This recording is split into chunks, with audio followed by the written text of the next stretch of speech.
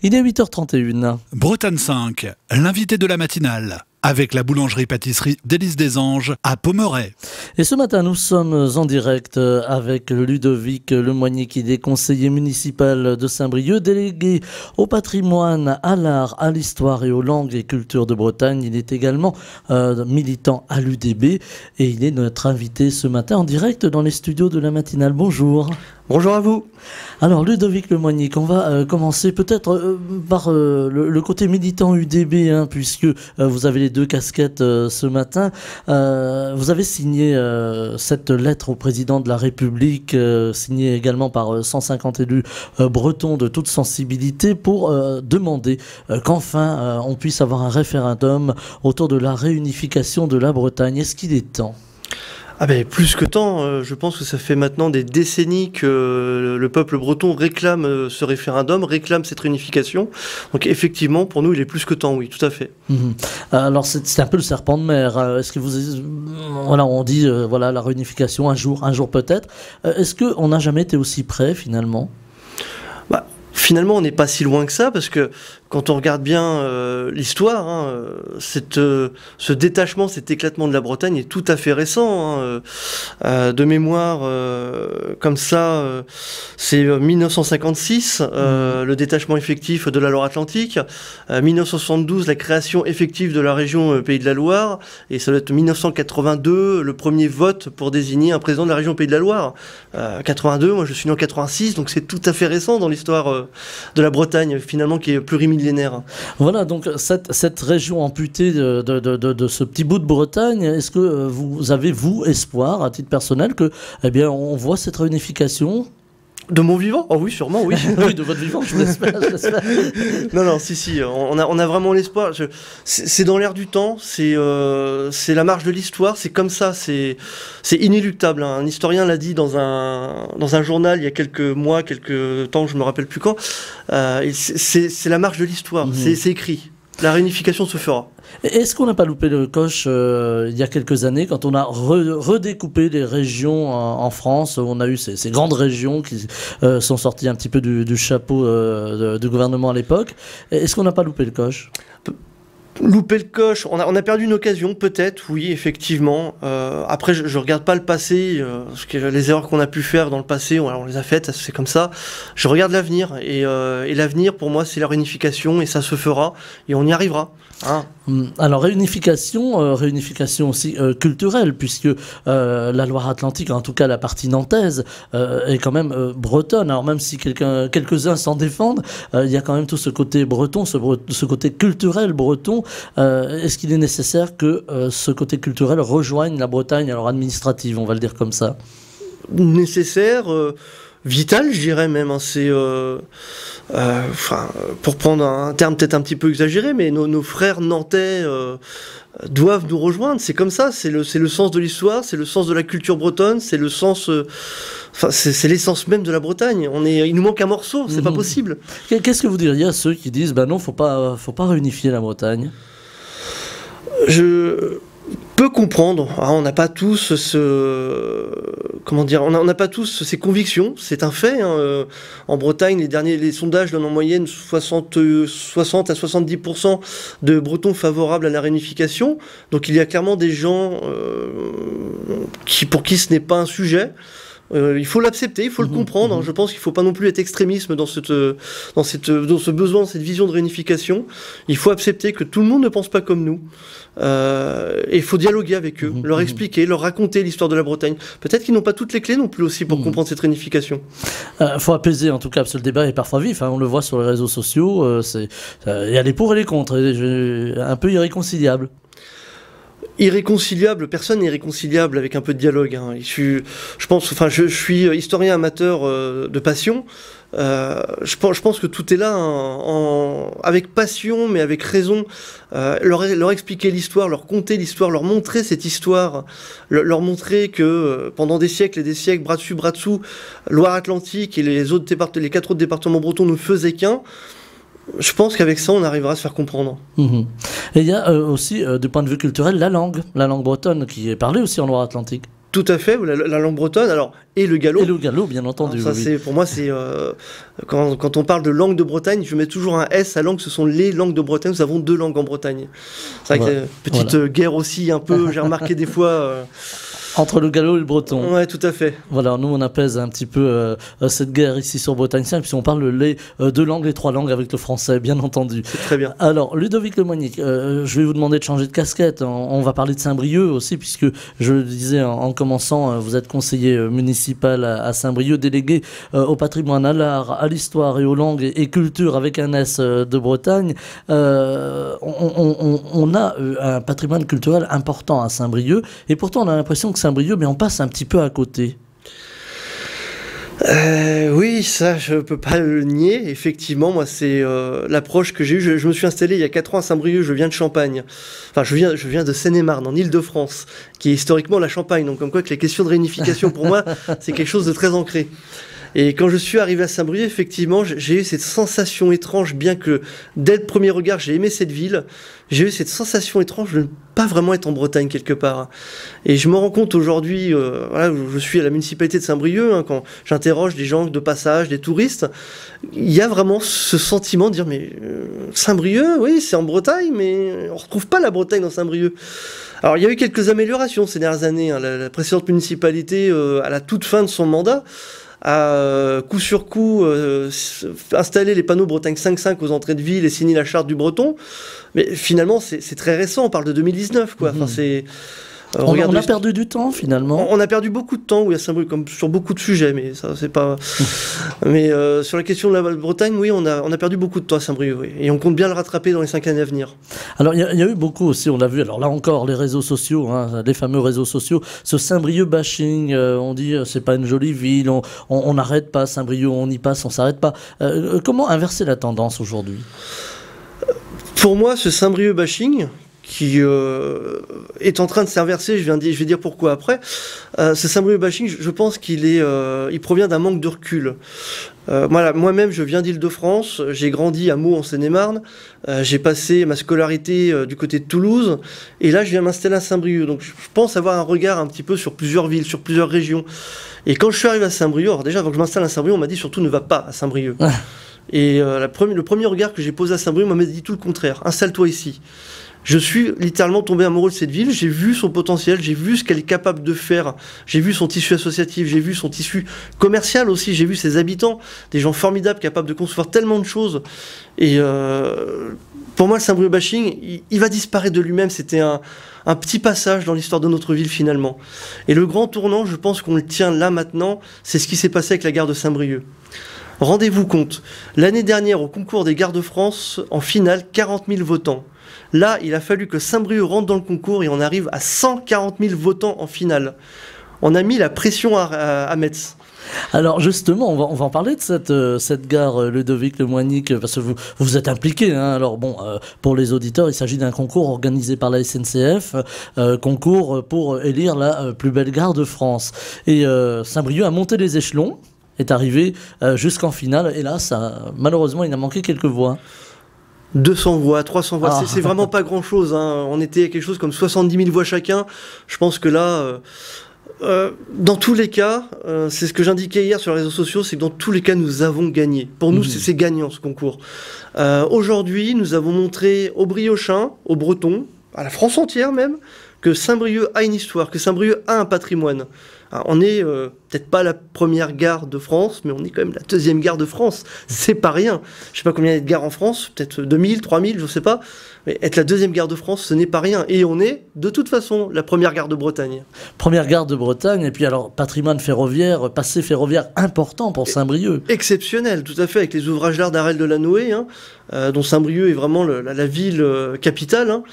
Les ouvrages d'art qu'on peut retrouver sur le boulevard de Sévigné, sur l'ancienne gare.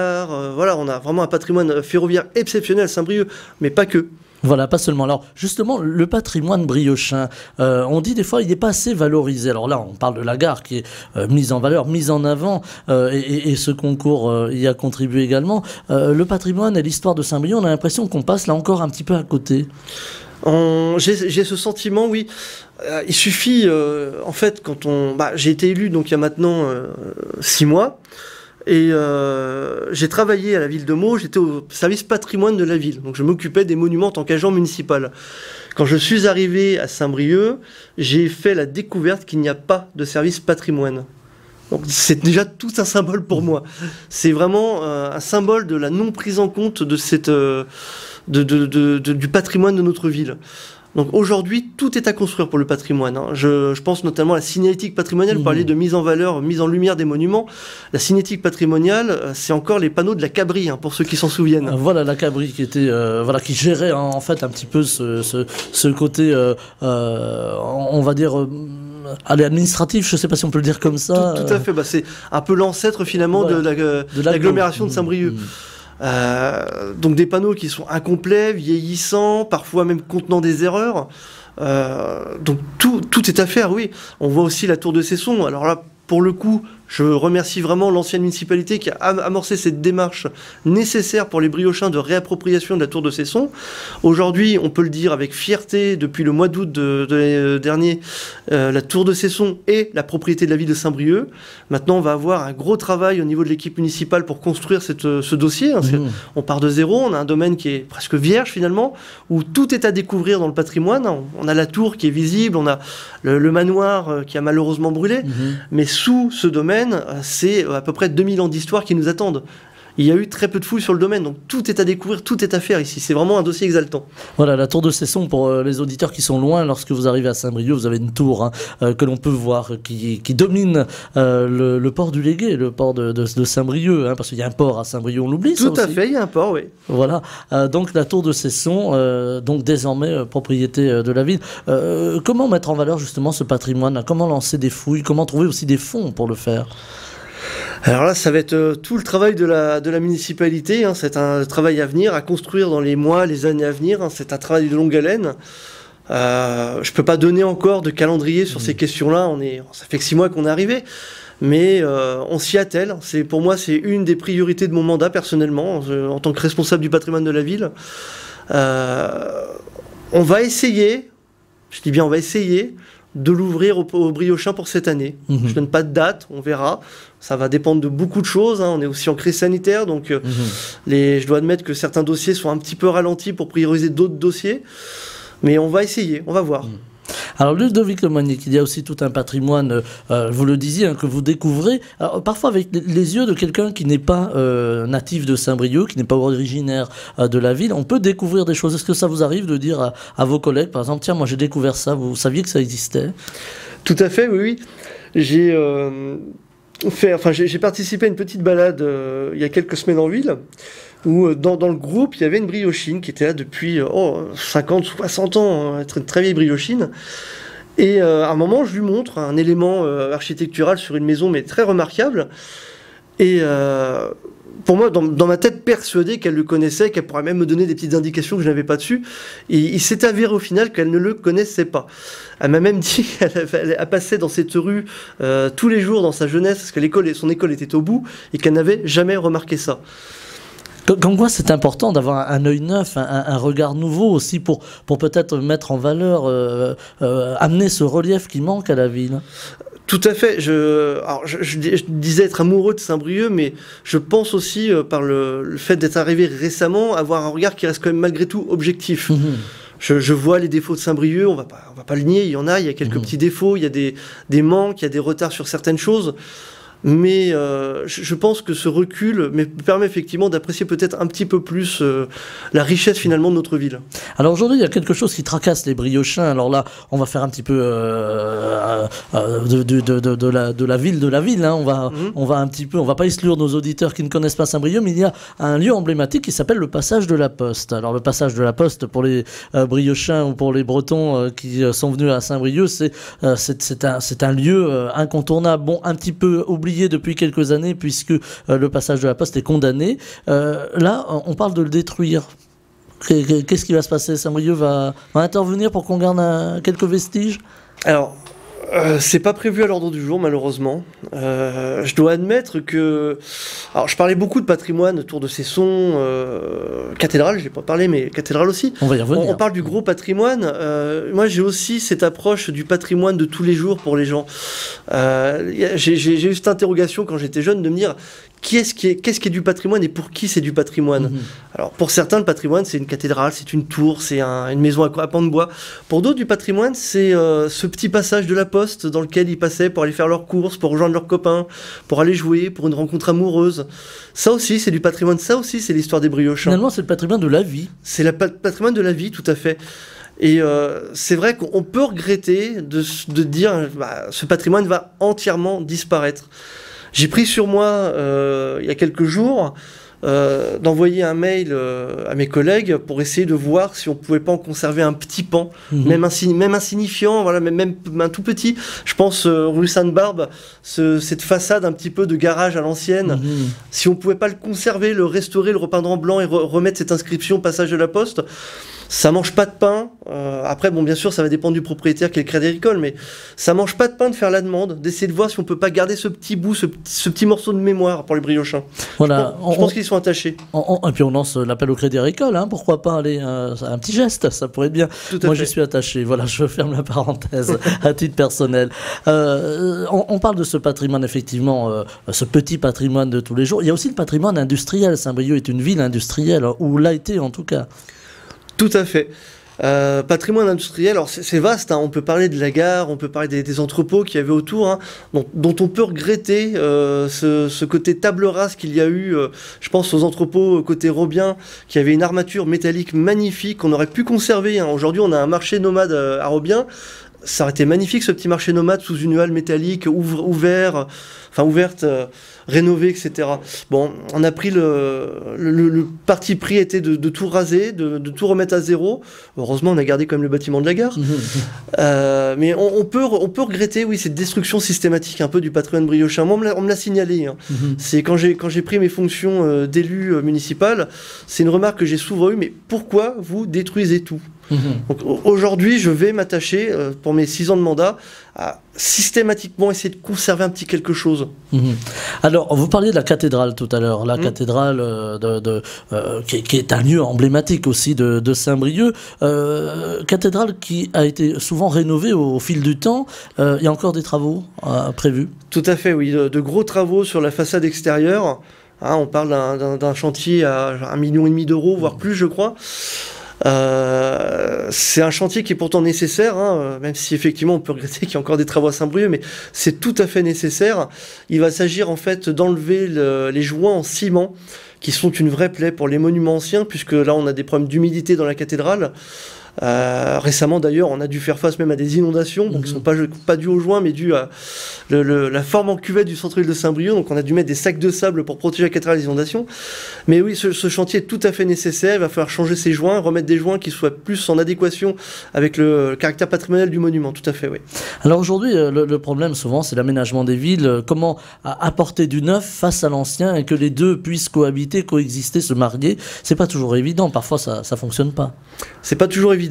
Moi personnellement, c'est vrai que j'ai cet attachement à l'ancien, j'ai cette difficulté face à tout ce qui est moderne, hein, je le conçois, mais j'essaye de rester neutre sur cette question et de dire, voilà, faisons du moderne, il n'y a pas de problème tant qu'on garde la mémoire de l'ancien. Voilà, garder la mémoire. Comment la transmettre aussi, cette mémoire ? Alors, un monument, c'est un monument, mais comment transmettre son histoire, son vécu, les anecdotes parfois ?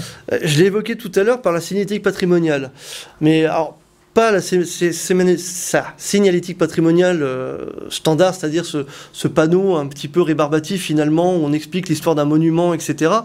On a des idées novatrices à Saint-Brieuc, on a des associations novatrices. Je pense notamment au Bistrot de l'Histoire qui ont compilé des anecdotes sur l'histoire de la ville, sur le vécu des gens. Et cette signalétique patrimoniale, donc, qui sera évidemment quand même faite avec des panneaux un peu rébarbatifs sur l'histoire du monument, quelques photos, etc. On pourrait la coupler aussi avec des bornes qui raconteraient le vécu des briochins, leur regard qu'ils portent sur ces monuments.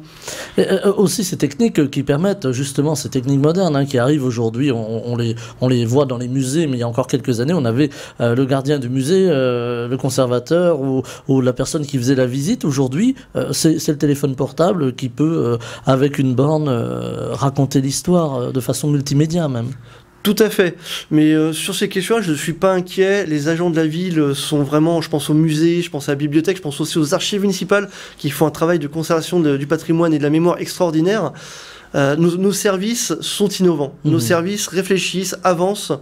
Aujourd'hui, voilà, on est en crise, on a les services publics, pour certains, sont fermés, notamment culturels, mais derrière, nos agents continuent de travailler, continuent d'innover, continuent de réfléchir.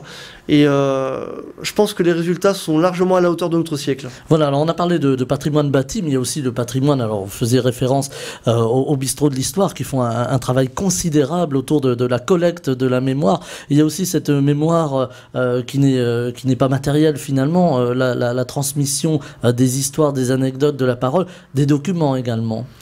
Tout à fait, oui. Il y a un trésor dans notre ville, c'est la mémoire des gens.